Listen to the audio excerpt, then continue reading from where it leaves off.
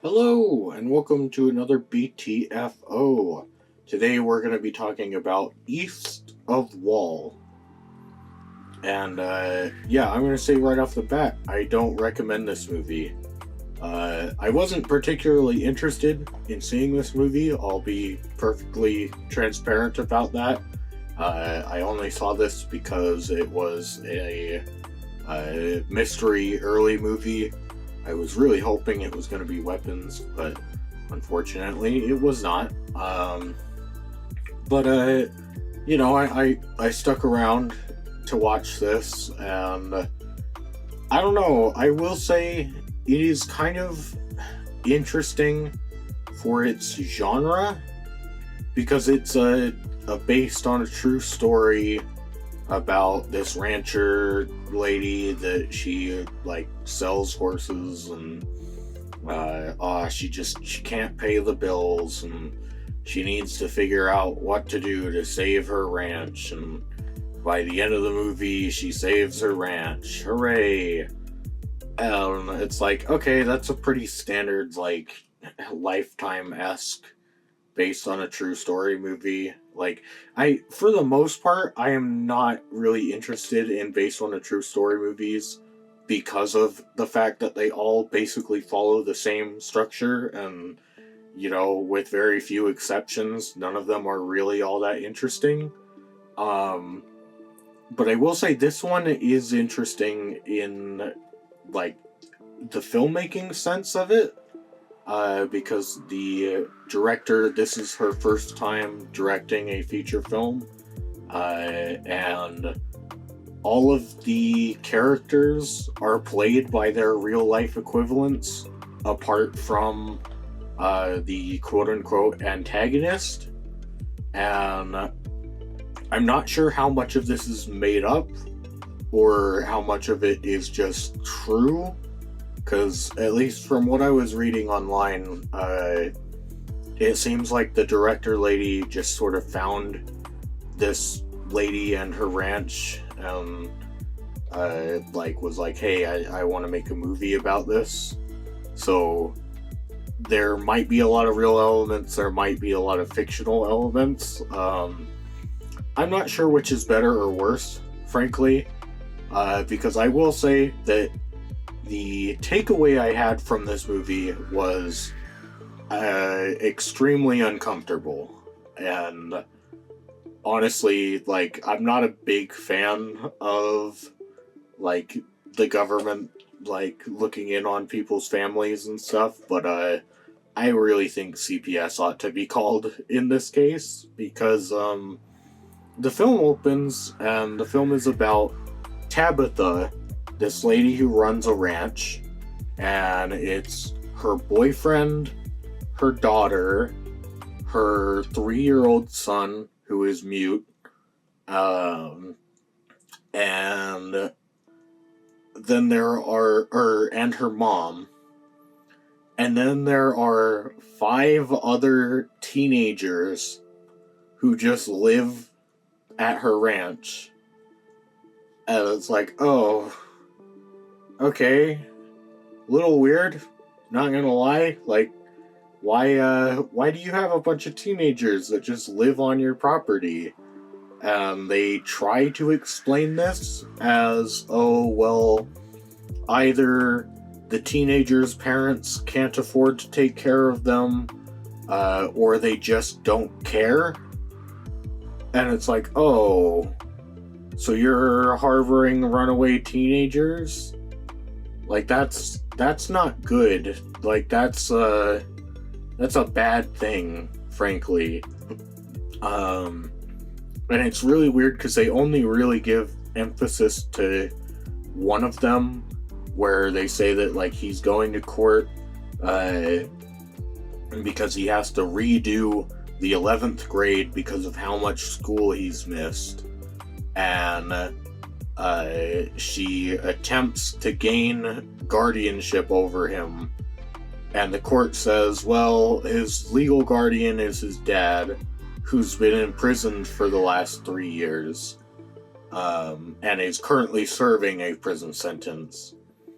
And you, Tabitha, already have 4 or 5 random teenagers on your property, so no, we're not going to grant you citizenship or guardianship of him.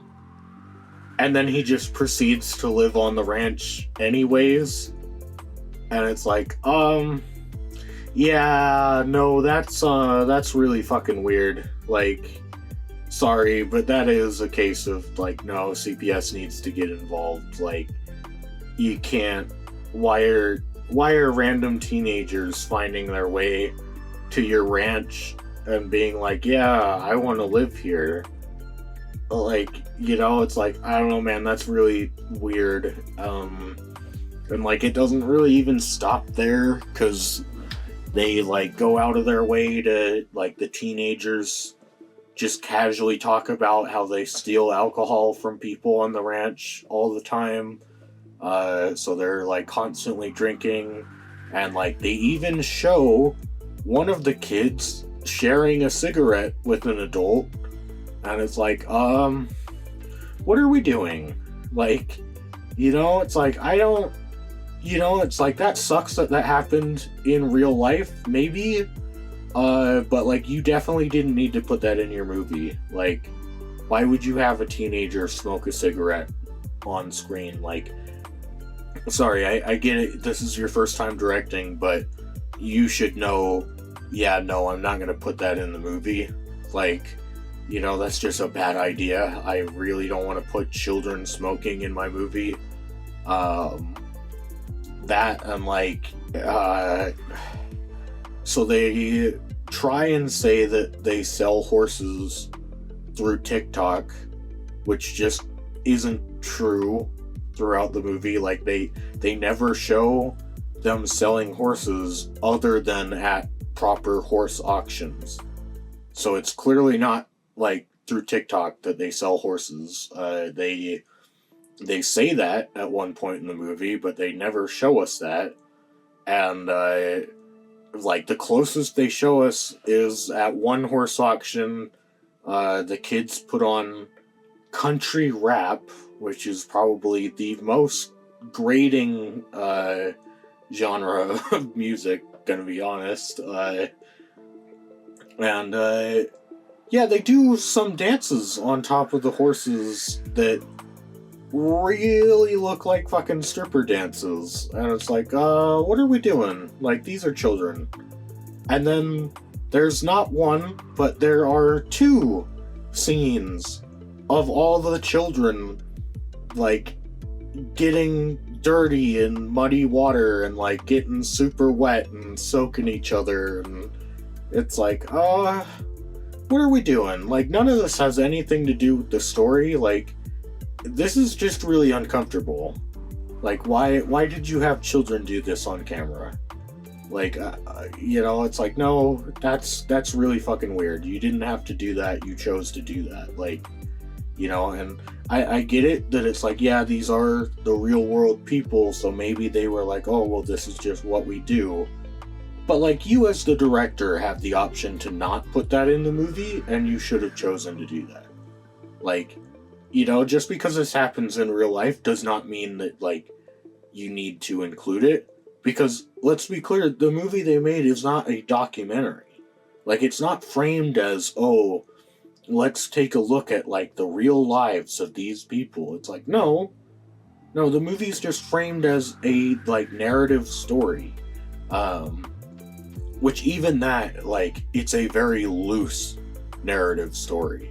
Because the basic through line that only really happens halfway through the movie is that, oh, she's selling these horses to keep her ranch with all of her children, to keep her child ranch, and she's selling horses, but she's not making enough money, and so then this rich guy comes in, Roy, I think was his name, and Roy wants to buy her entire ranch, because she's got 3,000 acres, and he doesn't want to develop it.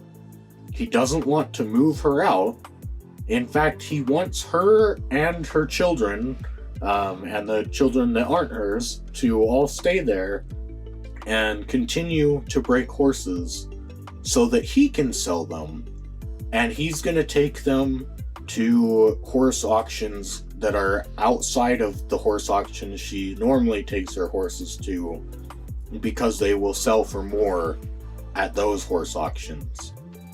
And so, like, they agree to do, like, a test trial, and they see that, yeah, his plan of, if you sell it for more, it makes more money, that, like, yeah, that's a good plan. And so then they decide, you know what, instead of selling the ranch to him, why don't we just drive a little farther and sell the horses at places where we can sell them for more money? That's it. That's the entire, like, conflict and resolution of the movie. And it's like, wow, that fucking sucks. Like, Jesus, like, you couldn't come up with a better narrative through line for that? Like, holy shit, that's fucking dumb. Like, yeah, obviously, everyone fucking knows if you sell shit for more money, you make more money. Like, obviously. And then, like, I don't know, there's a bunch of really weird shit in there where you do kind of wonder, is this shit that was, like, just spite driven from the actual people in there? Because, like, they have a scene where Roy has taken an interest in the fact that Tabitha's 3-year-old son is mute. And so he sends her and her boyfriend to a, like, child psychologist who, during the evaluation, asks them, like, what their home life is like, if it's very, like, complicated. And she mentions that, like, yeah, I've got, like, 5 or 6 teenagers running around at any given time. People are constantly coming in and out. Like, yeah, it's a bit hectic. Then the child psychologist, she asks them, like, oh, okay, is this, like, the kid's father? And Tabitha says, yes, he is. And so then the child psychologist goes, right, but not his biological father. And she goes, well, yeah, but he's been raising him for 1.5 years. Like, he is his father. And it's like, I mean, I get that in, like, a semantic sense, but, like, that clearly wasn't the question that she was asking you. Like, she was asking you if he was his biological father. Like, she wasn't asking you, oh, does he play the role of his father? It's like, no, that's, like, and then they get all butthurt about the fact that, like, the child psychologist asked that, and then the child psychologist asks, like, oh, your daughter, like, do they share the same biological father, or are there multiple biological fathers in their lives? Like, then they cut the child psychologist scene, and they have the boyfriend, like, get all pissed that, oh, we just got lectured for 1.5 hours, and it's like, well, dude, like, you're not the fucking kid's biological father. Like, that's a fact that you have to accept. Like, you know, like, that very well might matter to, you know, if she thinks that the kid's mute because of anxiety or trauma. Like, yeah, that actually might play a big fucking role in, like, how well are you to, like, being an actual father for this kid. Like, you look young enough to be his fucking brother, but, you know, it's like, okay, whatever. And then, like, they have a really weird scene where it's just randomly, it's Tabitha's mom's birthday, and so a whole bunch of women come over that we haven't seen before in the movie, and they have some cake, and then they go out into the barn, and they all have a trauma circle, where, like, 3 of them just, like, in a row are like, yeah, my husband beat me. And it's like, oh my god, like, fuck, like, A, this doesn't help for any stereotypes, but also, like, what are we doing? Why is this in the movie? Like, this is not important for the story. Because then it gets to Tabitha's mom who, while, like, because the point of her story is that she's like, oh yeah, I fucking beat Tabitha as a child, and like, you know, I know that was wrong, but, you know, what else can I do? Like, it's in our, like, blood. And it's like, oh, so you're just a shitty fucking person. Like, sorry, but if you recognize mistakes that you're making and then continue to make them, like, yeah, no, like, that's a conscious choice to beat your child or not. Like, you know, obviously the correct choice is don't beat your fucking child, but if you continue to do that while knowing you shouldn't, it's like, yeah, you're a bad person. But, like, as part of her story, she mentions that Tabitha's dad died while he had Tabitha on his lap as a toddler. He decided that he was going to clean his gun and accidentally shot himself. And it's like, man, like, I guess that sucks if that's the real, like, true life story of how that happened, but, like, Jesus Christ, could you be more irresponsible? Like, sorry, but if you have a toddler, your gun should not be around them, period. Like, just no, like, toddlers and guns do not mix. And then also, like, how the fuck are you cleaning your gun in such a way that it fires on you? Like, the first fucking step is always to make sure it is unloaded. Like, that's literally, like, that's the fucking, like, first step in gun safety, or, well, I guess second step in gun safety, because first step is always pointed in a safe direction, which clearly he wasn't doing. Then second step is keep the gun unloaded until ready to fire. Then third step is keep your finger off the trigger until ready to fire. So it's like, I don't know how the fuck that happened, but, like, it sounds really irresponsible, what he was doing. And then they cut to Tabitha, who, instead of saying, oh, my husband abused me like everyone else in the circle, she says that, like, oh, he never abused me, but, like, we would get in constant fights. And then eventually, one of the nights that we got into a fight, he just got so damn depressed that he went into his truck and shot himself. And, like, I called the cops and I told them that, like, his eyeball was coming out of his head, and they told me to do CPR on him, and, like, you know, it didn't make sense to me at the time, and it's like, yeah, I don't believe you. Like, you know, like, gonna be completely honest, I don't believe that you told them, hey, he shot himself in the head, like, there's this giant gaping hole, his eyeball is falling out of it, and they told you to do CPR. It's like, I don't believe you. Like, I think they would say, okay, yeah, stay the fuck away from the body. Like, you know, because it's like, I don't know, man. If I'm a cop and I show up and the story is, oh, well, I was fighting with my husband and then, you know, he decided to kill himself. But your dispatcher, they told me to do CPR. That's why I have blood all over my hands and mouth and, like, all that is because I was doing CPR on a dead man. It's like, yeah, I think you fucking murdered him. Like, you know, that's what I would think as a cop. Like, no, like, I don't believe your story. Like, you know, if dispatch told you to do CPR, either they're, like, actually retarded, or you didn't tell them that he shot himself in the head. Like, you know, it's like, that's just not, like, I don't believe you. And it's like, why is that in the movie? Like, you know, like, I don't know, maybe it is, like, they told the director that, like, oh yeah, this is our real life story. And, like, we want to tell our stories of who we are as people. But it's like, you didn't tie this in narratively. Like, sorry, but you should have made this a documentary, not a narrative story. Like, you know, it's bizarre. But yeah, I would not recommend this movie. It feels really gross overall. I really hope these children get help if this is their, like, real lives. Because, yeah, sorry, but, like, just because a child says that, like, yeah, this is the life I want to live, doesn't mean that should be the life they want to live. They're children. They, like, you know, they don't really get to consent to making those kinds of choices. Yeah, I wouldn't recommend this movie whatsoever. Please stay away. Thank you for watching. Bye bye.